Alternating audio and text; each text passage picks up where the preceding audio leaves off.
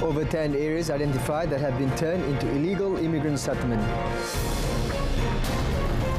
Maybank Alliance Bank offer relief assistance to those affected by floods.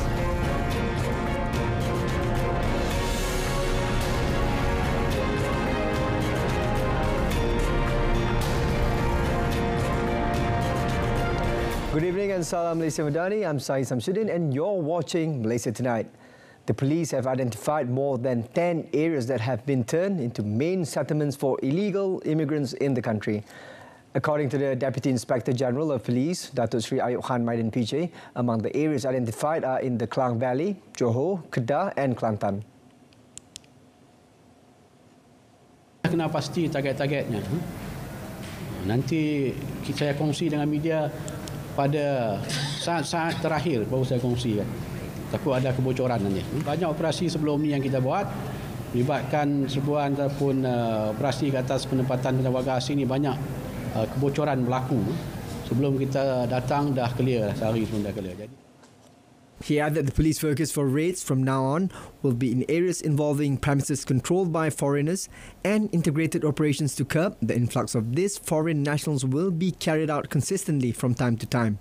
However, he noted that the public needs to understand that sometimes the authorities face constraints in terms of placement at immigration detention depot, but they will continue to plan operation meticulously to curb the illegal immigrants.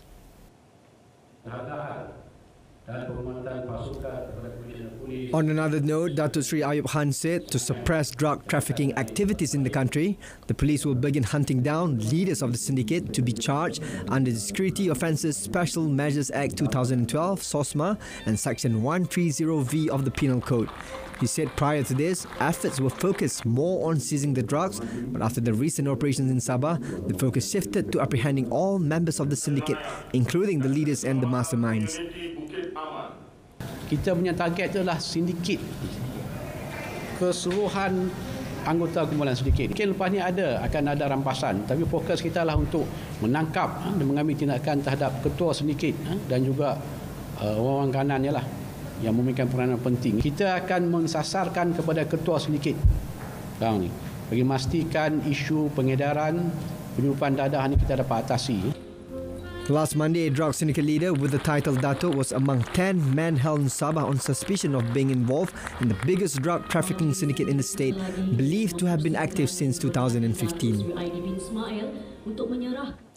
DAP Secretary General Anthony Loke stressed that an earlier proposal by Beruas Member of Parliament Datuk Ngeh Kuham was a mistake and misunderstanding about a certain committee's source of power.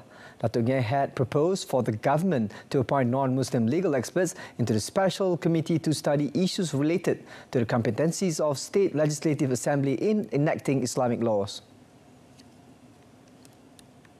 Realizing that the proposal could spark controversy as DAP would be seen as trying to meddle in Islamic legal affairs, Loke asserted that the party is committed to the principle of mutual respect and harmony among religions and ethnicities. He said the committee was established by the Malaysian National Council for Islamic Religious Affairs, chaired by the Sultan of Selangor, Sultan Sharifuddin Idris Shah, and was not determined by the cabinet. It aims to advise the council with suggestions to empower and elevate the jurisdiction of Sharia courts. Loke said any proposals by the special committee involving legal amendments must be brought to the cabinet for the usual process of legal enactments. Rapid KL will extend the operating hours for selected rail transit and bus services until 1:30 a.m. on 1st January to cater to those going out to celebrate New Year's Eve. Prasarana Malaysia Berhad Prasarana said the service extension would involve 12 light rail transit LRT, mass rapid transit MRT, KL monorail stations, 3 bus rapid transit stations as well as 21 rapid KL and MRT feeder bus routes. Among the rail transit routes involved are the Kerana Jaya LRT line involving the KLCC and Masjid Jamek stations, the Ampang LRT line to Sri Petaling involving Masjid Jamek, Bandaraya IOI Puchong Jaya and Maluri stations, as well as the KL monorail line involving Bukit Bintang station. Other stations will end their operation as usual, but passengers can exit from the stations to continue their journey. Prasarana also urged commuters to use the Touch and Go card to enjoy a smoother journey and avoid congestion. Others are encouraged to purchase written tokens to avoid queues during the journey back. Rapid KL will also increase the number of staff to help facilitate operations, and train frequency for all service will be increased to 8 minutes from 1 p.m. and 4 minutes from 8 p.m. until the end of the operating hours.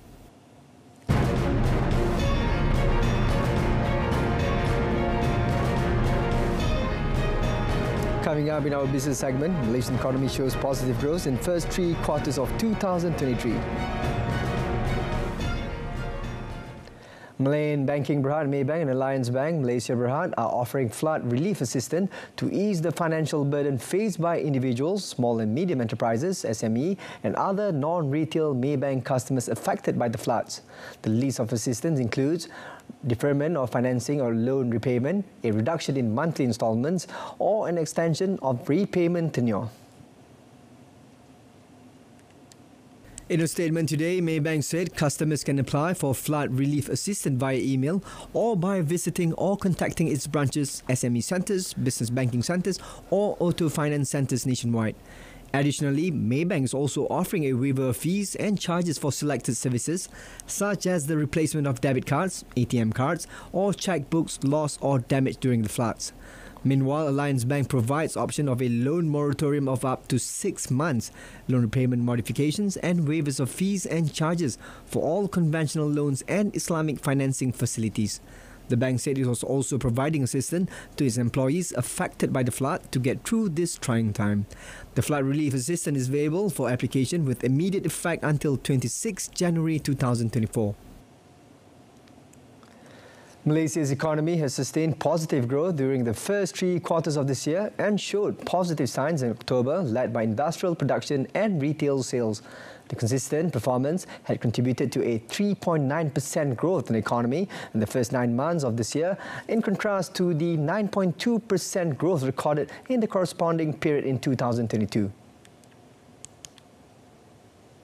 Chief Statistician Dato' Sri Dr. Muhammad Uzir Mahidin said Malaysia's Industrial Production Index, IPI, grew to 2.7% year-on-year in October, a substantial improvement from the preceding month's negative 0.5%. This marked the most significant upswing since May, predominantly driven by the robust performance in the mining sector. Simultaneously, he said the electricity and manufacturing sectors sustained their positive trends, recording increase of 5.8% and 0.9% respectively. For the wholesale and retail trade sector, the monthly sales value in October reached 142.3 billion ringgit, up to 6.5% year-on-year, driven by the wholesale trade subsector, which expanded by 5.7% to 63.3 billion ringgit. On inflation, he said Malaysia's inflation increased by 1.8% in October, marking the lowest rate since April 2021, with the index reaching 130.9 compared to 128.6 in the corresponding month of the previous year. The Green Electricity Tariff Program GET that was introduced to offer electricity from renewable energy sources to consumer will continue its implementation in 2024. The Ministry of Energy Transition and Public Utilities said the program, which was implemented last year, is part of the government's ongoing commitment to support the country's aspirations of becoming carbon neutral by 2050. The ministry said under the program, GET subscribers will be supplied with renewable energy generated from solar and hydropower plants. Subscribers will also receive the internationally certified Malaysia Renewable Energy Certificate, confirming that the electricity supply is from renewable sources. Given that the GET program subscriptions will be automatically terminated by 31st December this year, the ministry is reviving and improving its implementation and operations. The improvements include reviewing the premium rates to make them more competitive and attractive, reviewing the GET offer to allow for longer subscriptions, as well as setting up a priority subscription for existing subscribers.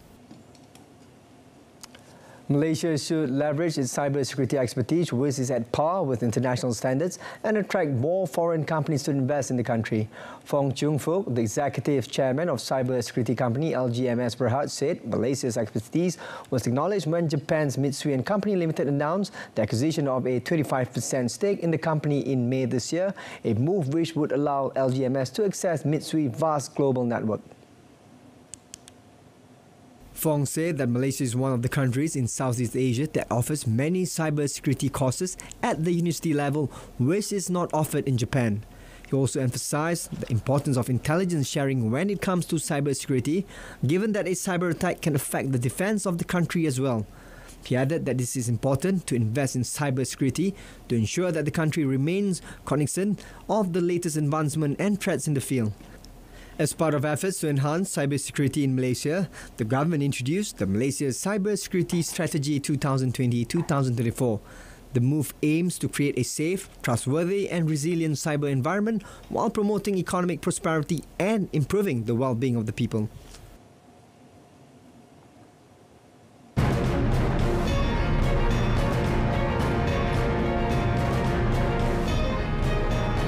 Still to come in our foreign front, former US President Donald Trump barred from main state ballot. The Malaysia External Trade Development Operations Trade Resistant Export Acceleration Mission EAM to Jakarta, Indonesia in collaboration with Invest Selangor Berhad has generated total sales of 334 million ringgit. In a statement, Trade said the mission sought to gather first-hand insights on potential business opportunities and collaborations related to the development of the construction industry in Indonesia, particularly Ibu Kota Nusantara, the new national capital. A total of 23 companies from various construction and related services such as infrastructure, architecture, quantity surveying, power generation, renewable energy and water treatment took part in the EAM. Potential development projects to be explored include construction, toll highways, clean water and sanitation, engineering services, power stations, energy, clean water and telecommunications. According to Trade, the strengths of the Malaysian construction sector can be attributed to the capabilities of Malaysian construction companies in successfully executing projects, namely the construction of buildings, road and highways, railways, bridges and airports, water treatment and power plants, among others. The United States military strategic X-37B robot space plane blasted off from Florida on Thursday night on its 7th mission, the first launch atop a SpaceX Falcon Heavy rocket capable of delivering it to a higher orbit than ever before. The Falcon Heavy, composed of 3 rocket cores strapped together, roared off its launch pad from NASA's Kennedy Space Center at Cape Canaveral in a spectacular nighttime lift-off carried live on SpaceX webcast. Following the X-37B's launch, the Falcon side boosters returned safely to Earth. The launch followed more than 2 weeks of false starts and delays. 3 earlier countdowns were aborted due to poor weather and unspecified technical issues, leading ground crews to roll the spacecraft back to its hangar before proceeding with Thursday's flight. It came 2 weeks after China's own robot spaceplane, known as the Shenlong or Divine Dragon, was launched on its 3rd mission to orbit since 2020, adding a new twist to the growing US-Sino rivalry in space. The Pentagon has disclosed few details about the X-37B mission, which is conducted by the US Space Force under the military's National Security Space Launch Program. Maine on Thursday disqualified Donald Trump from the state ballot in next year's United States presidential primary election. In doing so, Maine becomes the 2nd state to bar the former president for his role in the 6 January 2021 attack on the US Capitol. Maine Secretary of State Shanna Bellows, a Democrat, concluded that Trump, the front-runner for the Republican presidential nomination, incited an insurrection when he spread false claims about voter fraud in the 2020 election and then urged his supporters to march on the Capitol to stop lawmakers from certifying the vote.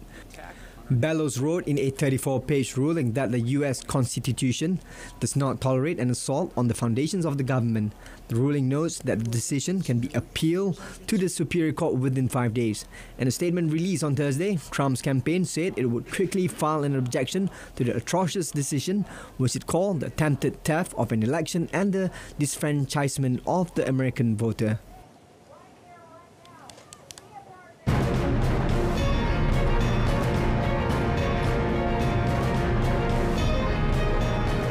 Arsenal and Spurs go down in their respective matches heading into New Year with glum. That and more coming up in sports. Arsenal missed out on the chance to return to the Premier League summit on Thursday, losing 2-0 to West Ham as Tottenham went down in a 6-goal thriller at Brighton. Mikel Arteta's Gunners were top of the tree at Christmas for a second successive year, but trailed leaders Liverpool by 2 points at the halfway point of the season. Last year's runners-up dominated possession at the Emirates but lacked a cutting edge against the disciplined visitors from Thomas Tuchel, and formerly Arsenal player Konstantinos Mavropanos scored the goals. Tuchel opened the scoring from close range in the 13th minute following a pass from Jado Bowen, with the goal confirmed after a lengthy VAR check looking into whether the ball had gone out of play. The Gunners then came out determined to find a response, but instead they found themselves 2-0 down when Mavropanos bullet header cannon and off the crossbar from James Ward-Prowse corner. Defeat leaves the Gunners in second place on 40 points, 1 clear of Aston Villa and 3 ahead of Manchester City, who have a game in hand. Meanwhile, Tottenham, this season's early pace setters, remain in 5th spot after losing 4-2 despite threatening an astonishing comeback from 4-0 down against Roberto De Zerbi's Brighton. Jack Hinchelwood finished the brutal power to put the home side ahead following a weaving run from João Pedro along the edge of the penalty area. Brighton doubled the lead from the penalty spot in the 23rd minute through Pedro, who took full advantage after Dejan Kulevski was penalised for a pull on Welbeck. Brazil forward Richarlison twice had the ball in the net after the break, but both times he was ruled offside. Pervis Estupinan stretched the lead with a thunderbolt from 30 yards in the 63rd minute, and Pedro scored a second penalty 12 minutes later. Alejo Valles grabbed what appeared to be a consolation goal in the 81st minute, but it galvanized the visitors. Ben Davies hit it home Pedro's porous deep cross as Spurs threatened to cut through every time they poured forward, with Pierre-Emile Højbjerg hitting the post during 9 frantic minutes of stoppage time. Brighton withstood the intense pressure to take all 3 points. And now we move on to the next segment of our bulletin on the table. Over to you, Brandon.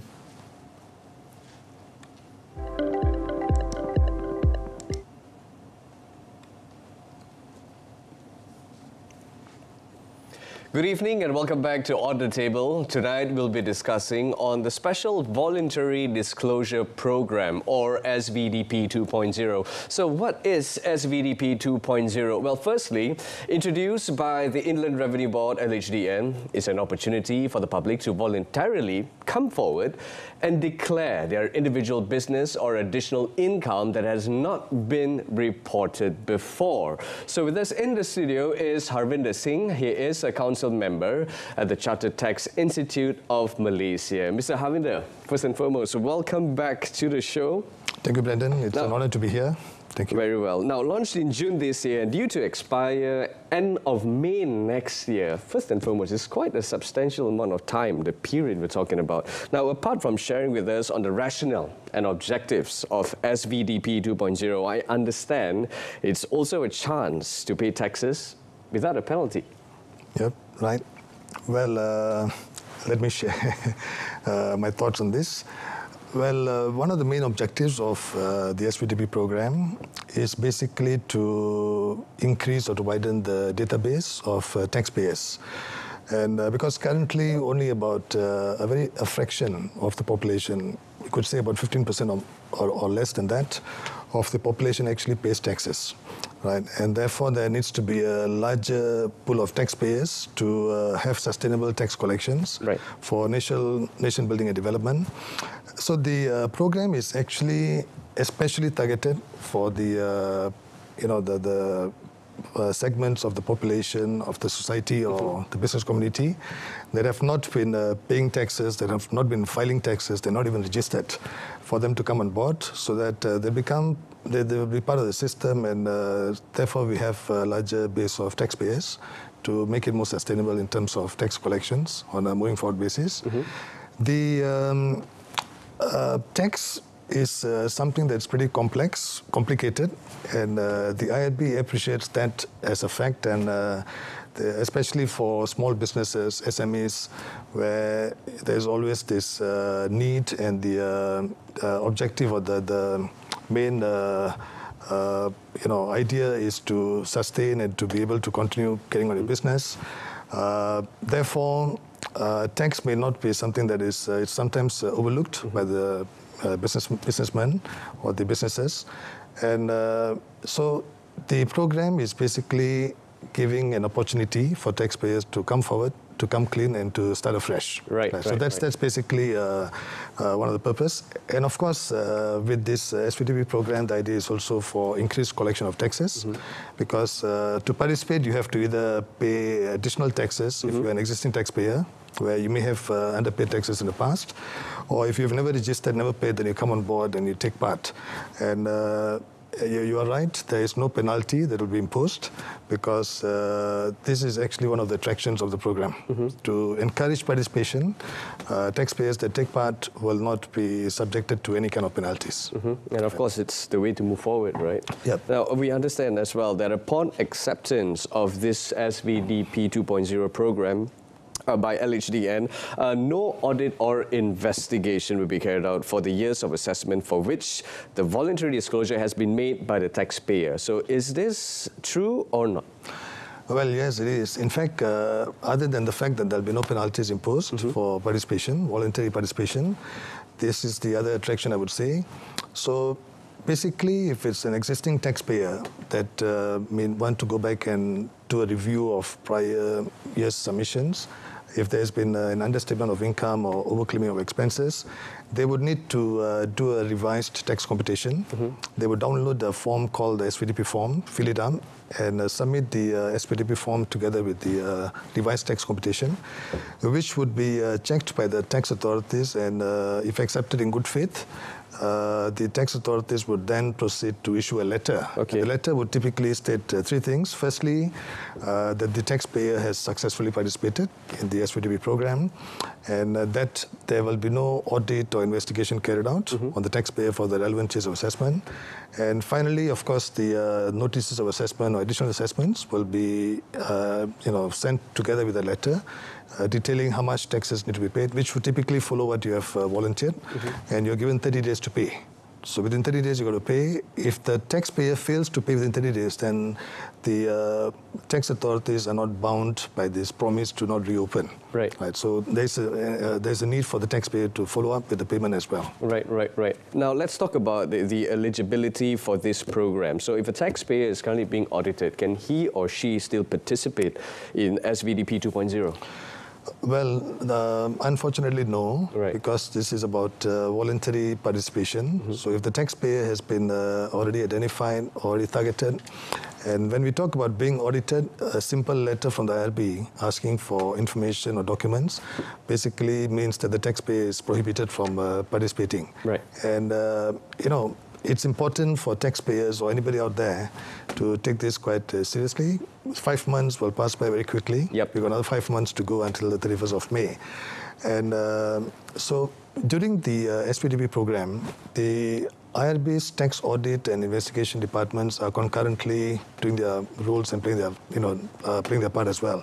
So if tomorrow any party gets a letter from the IRB asking for information, they'll be prohibited from taking part in the SPDP program. Right. And this has happened to a number of parties that have sort of lamented, to me that they wanted to take part, but before they could participate, the IRB sent them a love letter in the form of that audit letter, which prohibits them from participating. Unfortunately. Right. Yeah. So quickly grab it while you still can.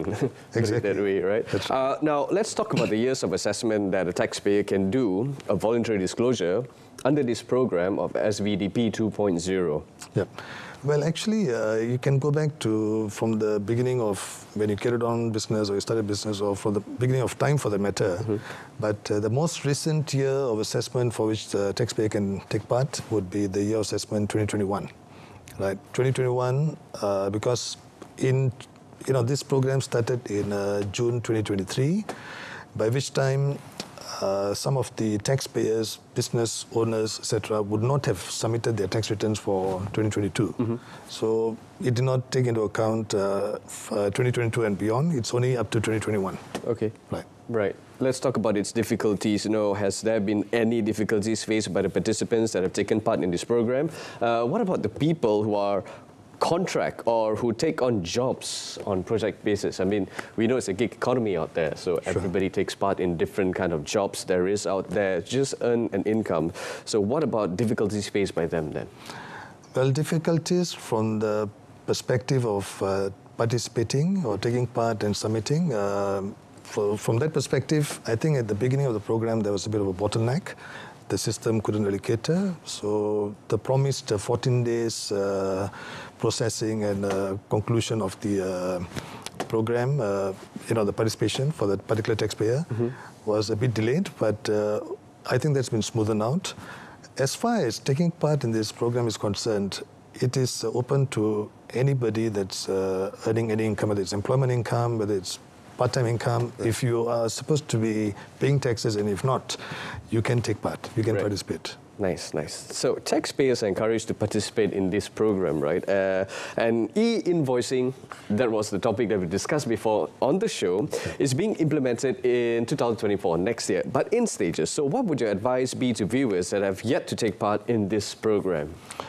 Well, actually, I would say that you should grab this opportunity, right? Because first of all, this program will not be relaunched, will not have another SVDP 3.0. With e-invoicing that's coming on board, which is starting sometime next year, the tax authorities will have near real-time information on transactions, that taxpayers have carried out. With the currently, there is a need for the IRB to go back and review 5 years of assessment. Okay. So it requires a lot of resources, manpower, etc. With e-invoicing in place, there will be very little that's going to escape the IRB's attention. Okay. So there will not be another program like this that's going to be launched in future. I doubt that's ever going to take place. So it is actually an opportune time for taxpayers to participate, to take part in this, because if they do not, then they are open to audits or investigations, at least for the last 5 years. Right. So in a way, this is a golden opportunity. Now, there's nothing wrong with being audited. It's part of the self-assessment system after all. That's right. But it's going to be time-consuming. There's going to be anxiety. You're going to have to devote resources towards giving all the information that the IRB requires. So it's going to take out a lot of your time, where those resources could be, channeled towards the running of a business and business development. You end up having to go through the anxiety of going through an audit. All right, so Mr. Harvinder, we spoke about SVDP 2.0. Unfortunately, we don't have time left to talk about this program, but of course, it's actually very important for you who are actually tuning in to us at home. If you need to declare your taxes, please do so. Just head on over to Inland Revenue Board, LHDN official website, and you will be guided throughout the whole process how you can actually, take part in this program, which is the SVDP 2.0. Mr. Harvinder, thank you so much for being on the show. Thank you very much, Brendan, for having me. And back to you, SAHIH Samsudin. Thank you, Brendan. That wraps up this edition of Malaysia Tonight. I'm SAHIH Samsudin. From the river to the sea, Palestine will be free. Thanks for watching.